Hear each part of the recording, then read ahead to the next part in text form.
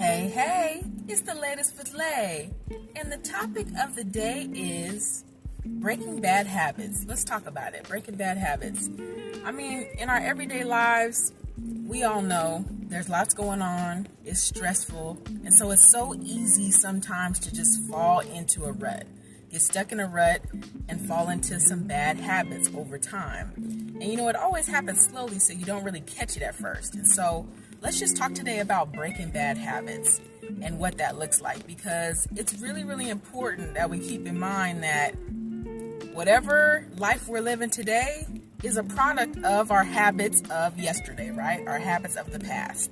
That's one of my favorite quotes, and it just reminds us that the habits that we're picking up right now will dictate our future. And so the more we hone in on those being good habits rather than bad habits, the better our lives can be later on.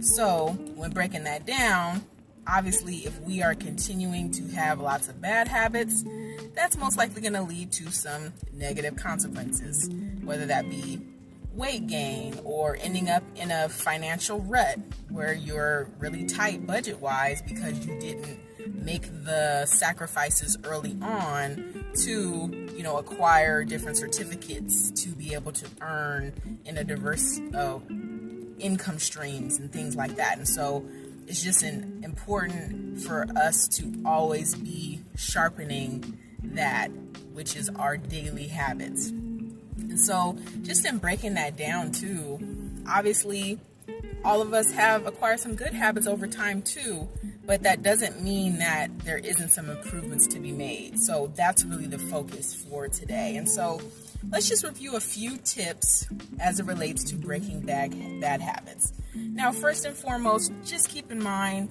that in breaking bad habits, you must prepare for discomfort, okay?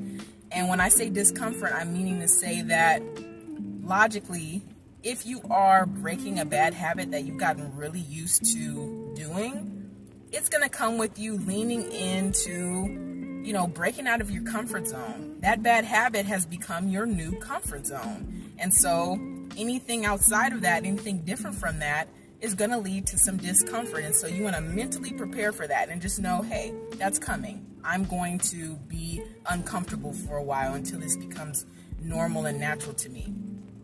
And with that said, it always helps to create a game plan. You got to have a plan. You don't want to just go out there willy-nilly and just have in your mind, I want to break this bad habit. But no, have a game plan of, you know what, this is a particular bad habit I have, and I want to do X, Y, Z about it. For example, for me, a bad habit that I definitely am going to be working on right now is going to be not eating late dinners. So I have gotten into the habit of eating dinner really late in the evening, and that's just not healthy for your body. It's not healthy for maintaining any sort of weight.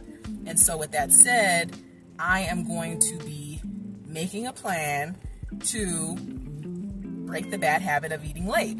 So how do I break that bad habit? I need to devise what the habit is that's going to be a good habit to replace the bad habit. So if I no longer want to be eating late in the evening for dinner, then I need to create a plan for, okay, I'm going to start meal prepping and cooking at 5 p.m. to ensure that even if it's an intricate dinner that I'm cooking, it's at least done by 6:37 p.m. And then that way I'm still eating a few hours earlier than I used to on average. So that's kind of an example of creating a game plan. And in addition to that, with the game plan, I got to come up with a start date. For me personally, my start date is going to be August 1st. August 1st because it's just a little bit past my birthday and it's within the next couple of weeks.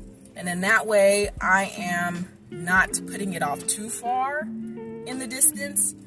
And I'm going to be able to set a start date that I'm going to be able to depend on and hold myself accountable to keep with. So August 1st will be my start date on starting to prep my meals earlier, cook earlier in the evening, and have an earlier dinner to break the bad habit of eating too late.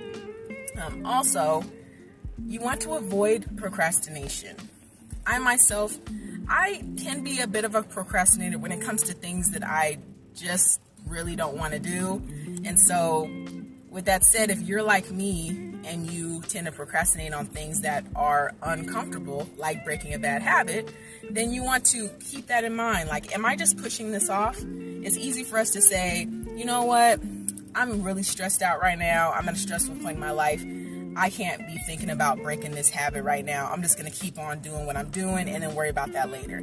But then later turns into next week, next month, next year, and before you know it, you've gone by 10 years of your life with this bad habit.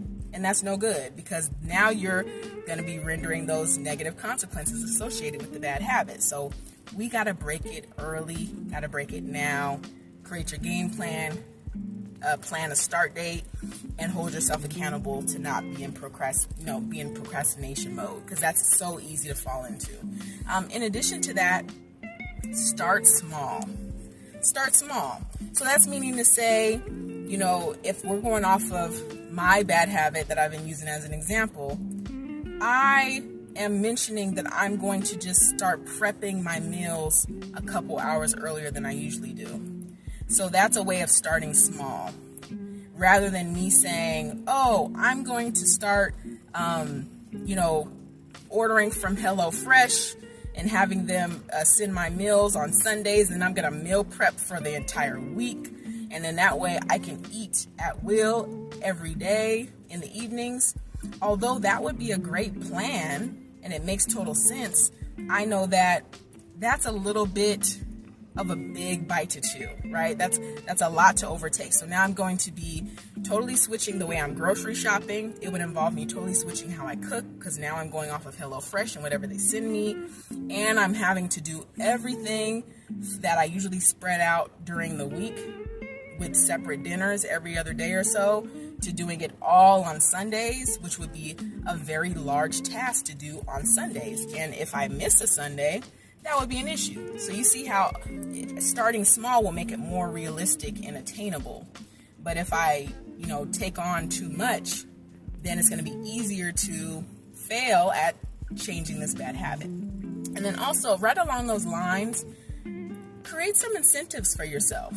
Some kind of symbolic rewards or something that kind of brings you back into getting rewarded for breaking this bad habit. So let's say you are breaking the bad habit of, having a bad attitude. Like maybe you're just feeling like you've been a little grumpy lately, so you want to have like a positive attitude. And so maybe you create an incentive where you say, I'm going to put $1 in the cookie jar for every day that I have a positive, attitude in the future when I start on August 1st, right?